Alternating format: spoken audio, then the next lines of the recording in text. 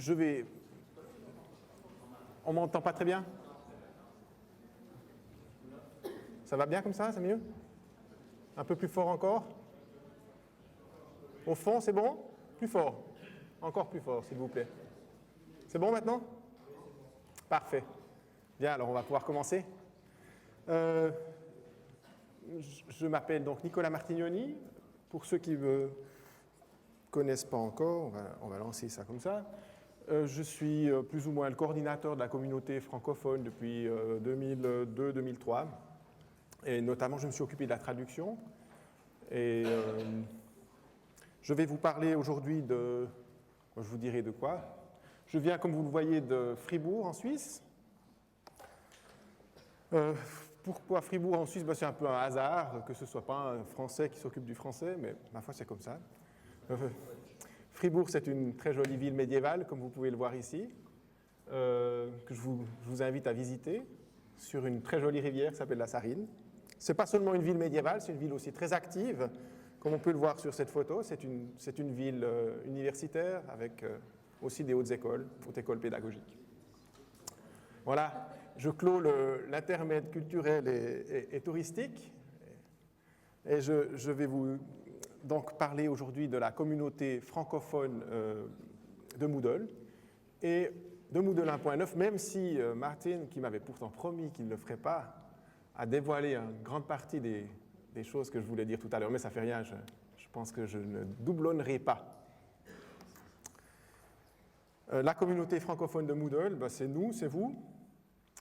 C'est tous les gens qui utilisent Moodle dans le monde entier, en français, et qui notamment utilisent le site moodle.org pour effectuer des discussions sur Moodle, sur les usages de Moodle, sur le développement de Moodle. La communauté de Moodle est constituée de donc 3 éléments. L'espace Moodle en français, dont je viens de faire allusion maintenant. Il y a évidemment la traduction en français, qui est un élément important. Et il y a un 3e élément, c'est la documentation de Moodle en français. Ces 3 éléments forment la communauté qui est... Et ces 3 éléments sont vraiment indispensables pour que la communauté fonctionne. Sans traduction, il n'y a pas de communauté. Sans documentation, il n'y a pas de communauté. Et sans espace, il n'y a pas d'interaction. Et donc, il n'y a pas de communauté. Ces 3 éléments, je vais les évoquer, enfin, je vais partiellement les évoquer, puisque Séverin, tout à l'heure, vous parlera de la documentation. Parlons d'abord de l'espace Moodle en français. Comme vous le savez, cet espace, on y accède sur moodle.org en choisissant les communautés linguistiques et la communauté linguistique française. J'ai fait ici une petite statistique pour classer un peu les participants par pays et provenance. Comme on le voit, il y a à peu près 2/3 des participants qui viennent de France. Ce n'est pas très étonnant. Un bon pourcentage proviennent du Canada. Je parle bien des participants à l'espace Moodle en français sur moodle.org. Et la Suisse est bien représentée. Et le Maroc, la Belgique ensuite, et puis dans autres, il y a beaucoup d'autres pays francophones, notamment en Afrique. Et il y a aussi des personnes vivant dans des pays non francophones qui participent à notre espace Moodle en français, notamment des Italiens, des Américains, des Anglais, des Irlandais même.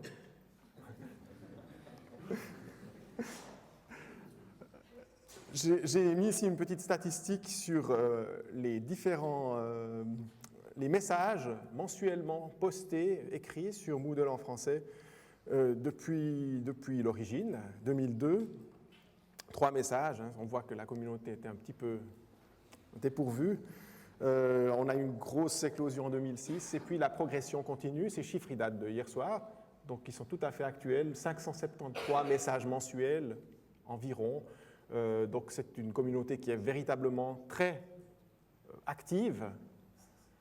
Je crois qu'il faut s'en réjouir. Je m'attendais pour cette année à un tassement. Ce n'est pas le cas. Je pense qu'il y a une marge de progression encore. Pourquoi? Parce que beaucoup d'utilisateurs de Moodle, pas seulement dans la francophonie, mais notamment dans la francophonie, ne connaissent pas l'espace Moodle en français, ne profitent pas de l'espace Moodle en français pour faire bénéficier la communauté et en bénéficier. Les sites francophones enregistrés sur Moodle.org. Tout à l'heure, Martin vous a présenté la quantité invraisemblable de sites enregistrés, 44 000.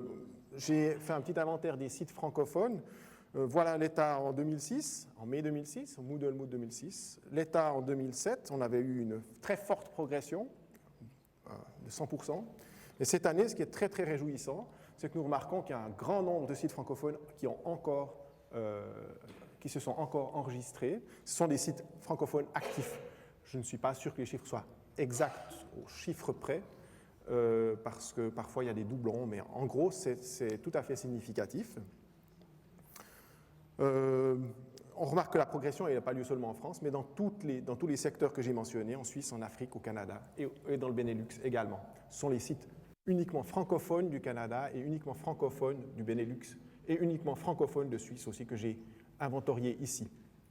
On remarque aussi que la France se taille vraiment la part du lion, ce qui non plus n'est pas très étonnant. Là encore, une bonne surprise, puisqu'on pensait peut-être être à saturation dans la communauté francophone Moodle au niveau de la pénétration de Moodle, et on remarque que ce n'est pas du tout le cas, et que l'augmentation est vraiment, continue d'être constante, à un rythme très régulier. Voilà, j'en ai terminé sur l'état de la communauté, mais je voulais quand même, avant d'en terminer avec cette communauté, mentionner que l'animation est faite par deux personnes, par Séverin Terrier, tout à l'heure, qui vous parlera de la documentation. Il est ici, et il donne un très grand appui pour cette animation. Je crois que c'est quelque chose de vraiment, c'est très précieux pour nous. Et puis moi-même qui m'occupe de l'animation depuis un petit peu plus longtemps. Mais je dois dire que sans l'aide de Séverin, je pense que ce travail ne pourrait pas être effectué. Je le remercie tout à fait officiellement. Voilà la traduction. Je crois qu'on peut ouvrir le champagne aujourd'hui. J'en ai pas, c'est interdit. Ah non, c'est pas ici que c'est interdit. Hein, c'est à l'école. J'ai pas de champagne. Je crois qu'on pourrait ouvrir le champagne aujourd'hui parce que je vous annonce tout à fait officiellement aujourd'hui que le pactage de langue français est le seul pactage complet de traduction de Moodle.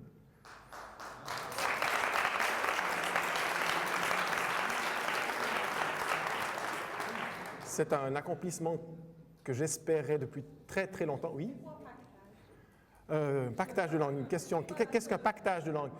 Pactage de langue, c'est le paquet qui permet d'installer une traduction complète, une localisation complète de Moodle dans une installation de Moodle.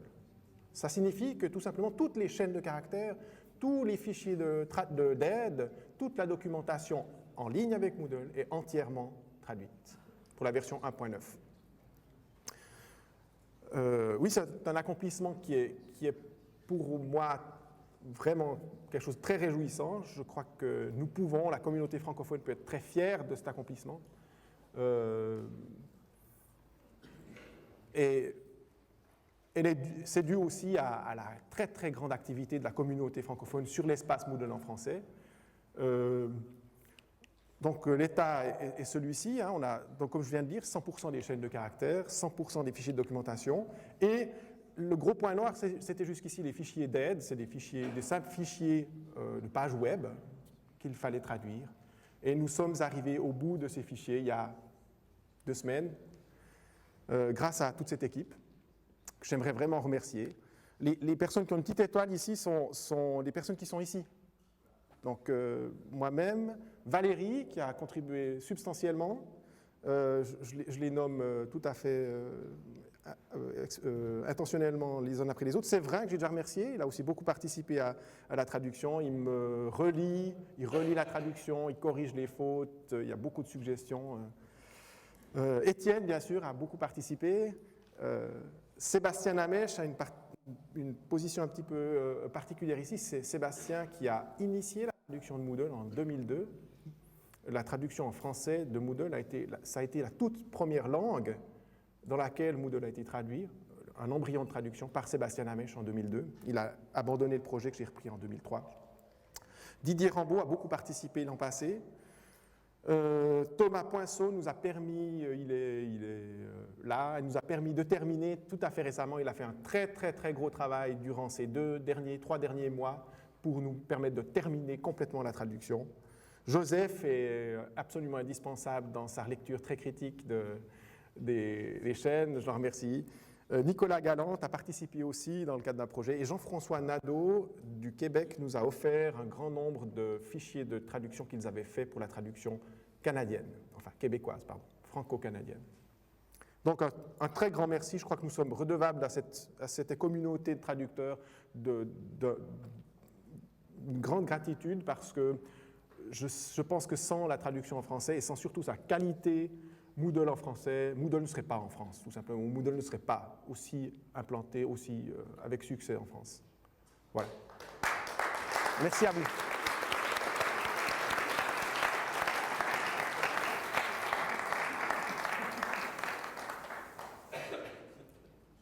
Je ne vous parle pas de la documentation, puisque Séverin va vous en parler tout à l'heure, donc je ne déflore pas le sujet. Et je vais directement passer au point, on va faire un peu plus court puisqu'on a un petit peu de retard, au deuxième point de mon intervention, qui est Moodle 1.9 et ses nouveautés. Je vais commenter et expliquer quelques-unes des nouveautés principales de Moodle 1.9. Bien sûr, si vous avez des questions, n'hésitez pas à me les poser. Hein. Je crois qu'on est une communauté ouverte et il ne faut pas avoir...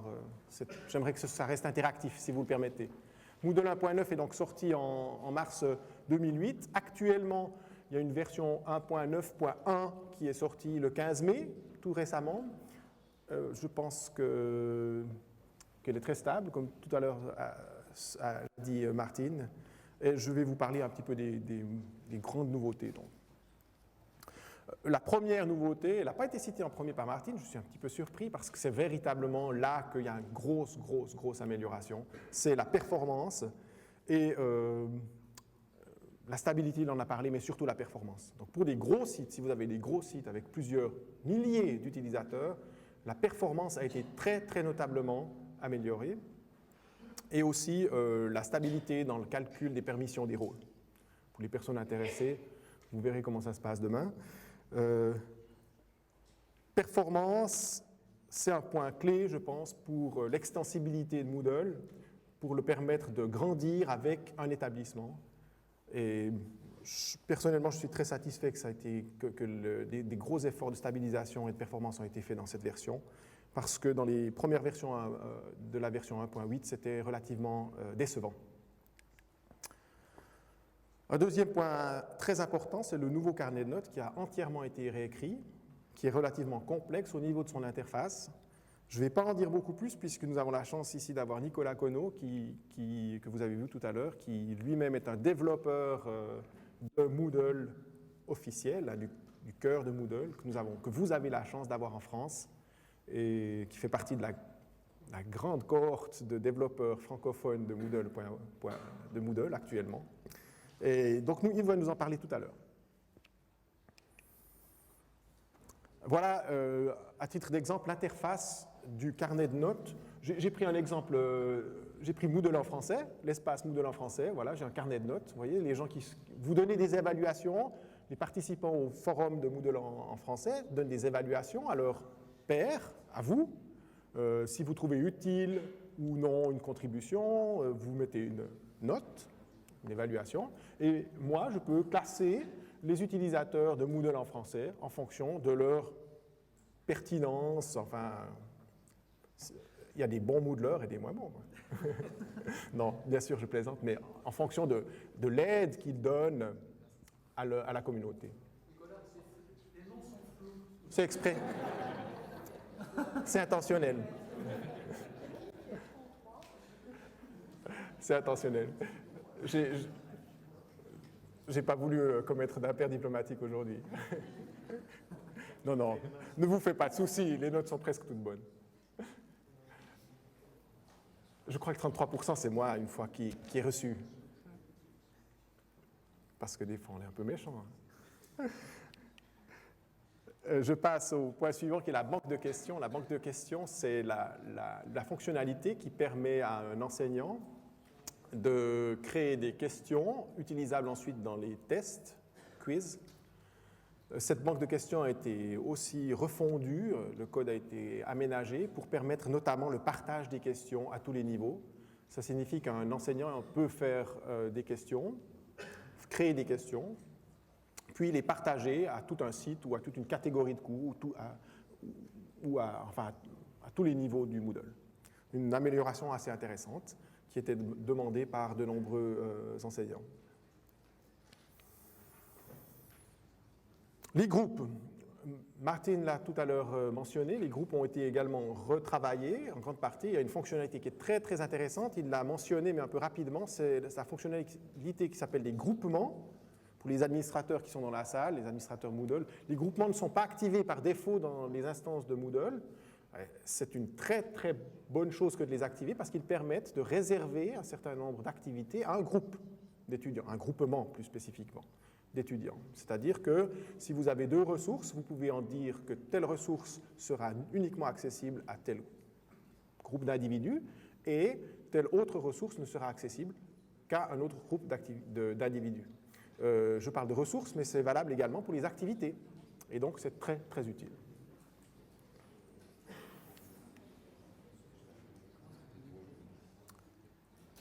Les objectifs, là encore, Martin a un petit peu défloré le sujet. Les objectifs, c'est traduit dans la terminologie anglaise de Moodle par outcomes.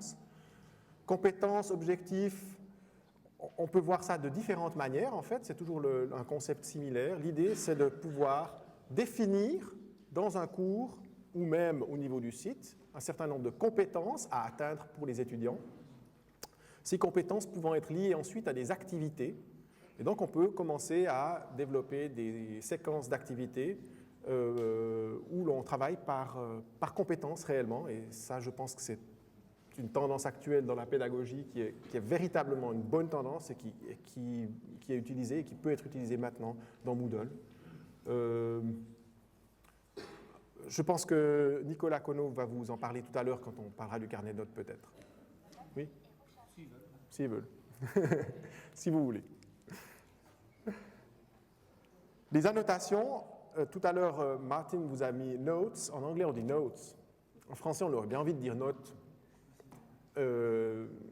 Mais bon, les notes, c'est plusieurs choses. Hein. Donc, pour des raisons terminologiques, en français, dans la terminologie de Moodle, les notes, ce sont des annotations.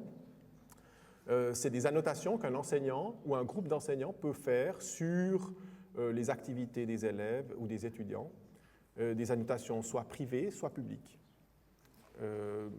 Simplement pour partager peut-être des impressions entre enseignants, mais aussi tout simplement pour prendre des notes sur tel ou tel progrès d'un étudiant ou d'un autre.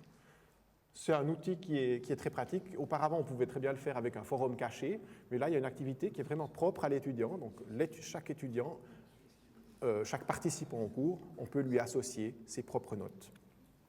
Évidemment, ces notes ne sont pas partagées entre les cours, hein, c'est-à-dire que si vous mettez une annotation, si vous prenez une annotation pour un étudiant dans le cours A, l'enseignant dans le cours B ne pourra pas voir l'annotation que vous avez mise, pour des raisons évidentes de protection des données. Question. Oui. Kénis est en train de me suggérer que le rapport à la loi dans l'usage de ces annotations, est-ce qu'on peut définir le droit pour les étudiants, les apprenants, d'avoir accès à ces informations? Je répercute juste la question. Est-ce qu'on peut définir dans la loi le droit que les étudiants ont de voir les annotations prises par l'enseignant? C'est bien ça? Je crois que Kénis suggérait et l'accompagne dans cette réflexion. Est-ce que les étudiants ont le droit d'accès aux annotations qui sont prises dans le sujet? Alors, je peux répondre de la façon suivante. Est-ce que les étudiants ont le droit aux annotations que j'écris dans mon carnet personnel? Vous avez la réponse. Il y a une loi en France sur je ne sais pas comment ça s'appelle exactement. Informatique et liberté, c'est ça? Informatique et liberté, qui dit que s'il y a des informations sur un individu qui sont stockées sur un système informatique, la personne concernée a un droit d'accès, si j'ai bien compris. Je ne connais pas suffisamment la législation ni française, ni suisse, ni aucune. Je ne sais pas exactement si ça s'applique jusqu'ici. Personnellement, je pense l'analogie que je viens de faire devrait valoir, parce que moi, en tant qu'enseignant, je ne donne pas à voir les annotations personnelles que j'écris sur mon carnet avec un crayon et un papier. Et je pense que c'est la même chose. Et je ne vois personnellement, aucune raison valable pour que ce ne soit pas la même chose, tout simplement parce qu'on utilise un autre outil. Si je veux graver avec un burin et un marteau dans de la pierre, ça ne va pas changer le contenu de la notation. Et je trouve personnellement, cette réflexion a déjà été faite sur les forums, je trouve que c'est une réflexion non pertinente. Mais peut-être que la loi est non pertinente. Ça arrive. Hop là. Est-ce qu'il y a d'autres questions au sujet de ces annotations?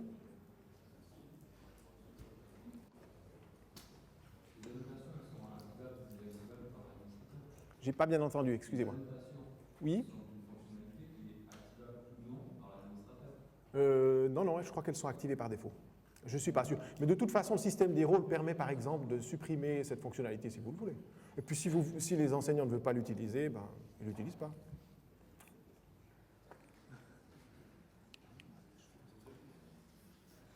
Les tags, là aussi c'est une fonctionnalité qui a été évoquée par Martin tout à l'heure.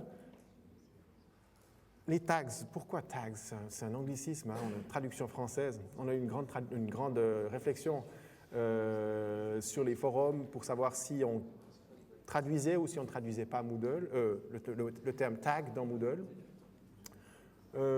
Finalement, on a décidé, je pense judicieusement, de conserver cette terminologie anglaise, même si elle n'est pas effectivement francophone pure, pour la raison suivante, c'est une philosophie que nous avons prise dans la traduction de Moodle, de choisir des termes qui parlent immédiatement au nouvel utilisateur de Moodle. Et la fonction tag, malheureusement ou heureusement, je ne sais pas, est une fonctionnalité qui est connue dans Facebook, dans Flickr, dans tous les réseaux sociaux, tous les logiciels web de réseaux sociaux. Et pour cette raison-là, par analogie, nous avons décidé de conserver le mot tag, qui est d'abord difficilement traduisible. Nous avions choisi balise initialement, mais qui n'est vraiment pas adéquat. Je pense que c'est une bonne décision. Nous avions déjà fait une exception pour les blogs. Je pense que là aussi, le terme est entré dans la culture web, même francophone, et que pour cette raison-là, même si moi j'aime pas trop les anglicismes, j'ai choisi blog, et là nous avons choisi tag. Qu'est-ce que c'est un tag? C'est simplement un élément, un mot-clé qui permet de marquer un message, une personne, une contribution à un blog par exemple. Et les personnes qui sont intéressées, qui ont proposé des contributions à une même balise, à un même mot-clé, peuvent retrouver toutes les contributions, personnes, etc., qui sont marquées du même mot-clé. J'ai un exemple ici qui provient de Moodle.org. Sur Moodle.org, la fonctionnalité des balises est activée.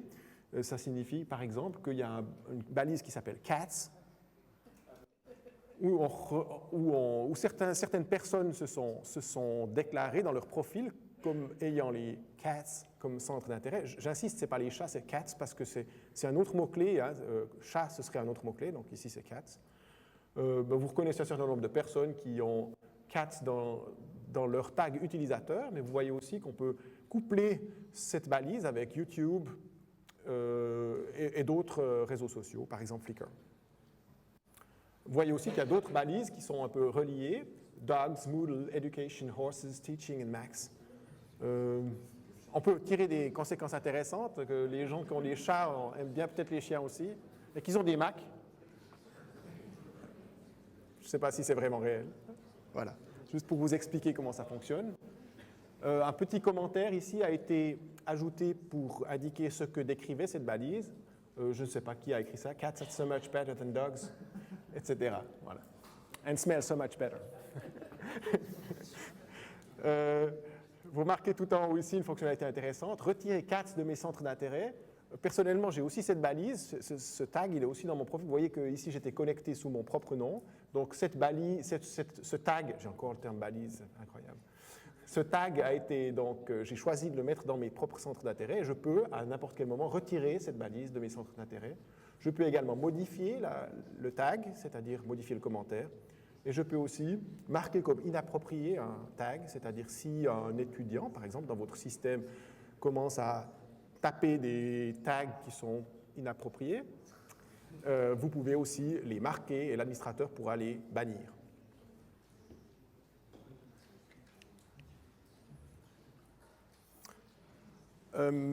Martin a parlé aussi du logiciel Mahara dans les portfolios. C'est un logiciel émergent de très très grande qualité qui a un open source qui est développé aussi dans l'Océanie, en Nouvelle-Zélande. Et c'est un logiciel portfolio qui commence à émerger et qui est vraiment bien conçu, dont la traduction française est embryonnaire, mais c'est la plus complète déjà. C'est moi qui l'ai faite pour le moment.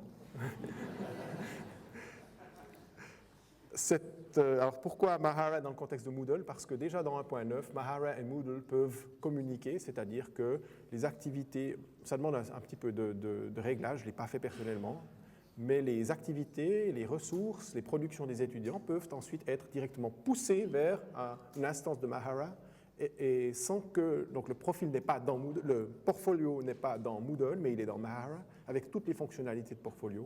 Comme l'a dit Martin tout à l'heure, Moodle ne peut pas tout faire, préfère déléguer les fonctionnalités complexes à des systèmes qui le font mieux. C'est pour cette raison-là que, par exemple, la décision a été prise de ne pas créer un dépôt de ressources, un repository dans Moodle, ou bien de créer un nouveau portfolio dans Moodle, ou d'autres fonctionnalités. Si vous êtes intéressé à la problématique des portfolios, je vous invite à jeter un œil à ce logiciel. Il n'est pas encore complètement traduit, comme je l'ai dit, mais c'est véritablement un logiciel qui a un grand potentiel, dont le développement est très actif et qui est très intéressant. L'architecture du code est très proche de celle de Moodle, parce que, comme a dit tout à l'heure Martin, c'est Penny Leach, une des développeuses de Moodle, qui a commencé le développement de Mahara, et ça continue dans cette voie.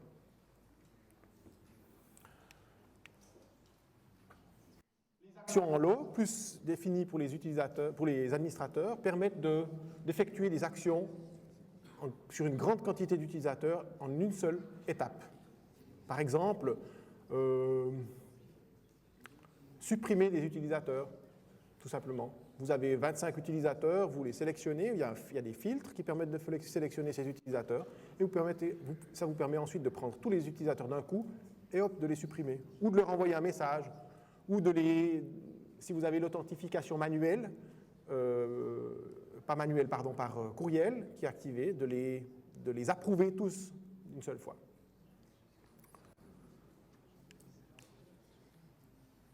Et finalement, un nouveau thème, un thème dans la terminologie Moodle, c'est un layout, je voulais dire, mais c'est une charte graphique, merci beaucoup. Une charte graphique que vous pouvez appliquer à votre Moodle et a été développée par un développeur de Moodle pour la version 1.9, une charte graphique qui s'appelle Custom Corners. C'est un joli thème, enfin joli, ça c'est chacun ses goûts. C'est un thème qui a notamment les coins des box arrondis, boîtes arrondies. Je sais que Joseph n'aime pas ça. Ah, bravo. Custom Corners, voilà un exemple. Vous le connaissez, ce thème, c'est celui qui a été utilisé pour le Moodle Boot, vous voyez très clairement. Donc, il permet de faire ces jolies boîtes ombrées et rondes. Il est installé par défaut, ça fonctionne relativement bien. Pardon ? Il y a quelques bugs, ouais. Notamment sur Internet Explorer. Voilà, c'est la dernière fonctionnalité que je voulais exposé ici. Est-ce que je suis maintenant, j'ai terminé tout ce que je voulais vous raconter sur la communauté et sur Moodle 1.9. Je suis à votre disposition si vous avez des questions. Il y a une question là-haut.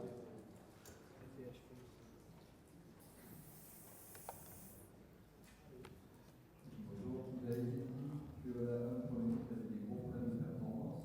Nous, on a subi ces problèmes de performance et on nous a dit c'est ça qu'il faut installer des accélérateurs Apache. Notre agent informatique avait forcément l'accord d'installer des outils supplémentaires. Et quand j'ai passé sa parenthèse sur la 1.9, je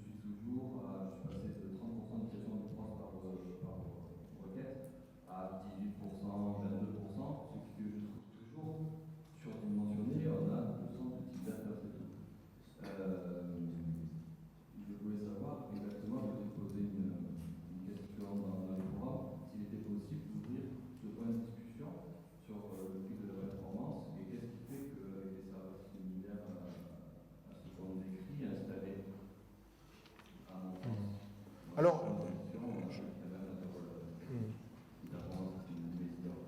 alors je pense tout à fait honnêtement que si vous avez une grande quantité de temps processeur qui est utilisé par votre Moodle, c'est qu'il y a un problème de configuration sur le serveur. Parce que vous imaginez bien que pour un serveur comme celui d'Open University avec plus de 300 000, 400 000 étudiants, c'est pas envisageable tout simplement. Pour avoir débogué, enfin discuté avec beaucoup d'utilisateurs dans Moodle en français au sujet des problèmes de performance, il s'avère que c'est dans le 99,9% des cas, voire plus souvent, un problème de configuration locale.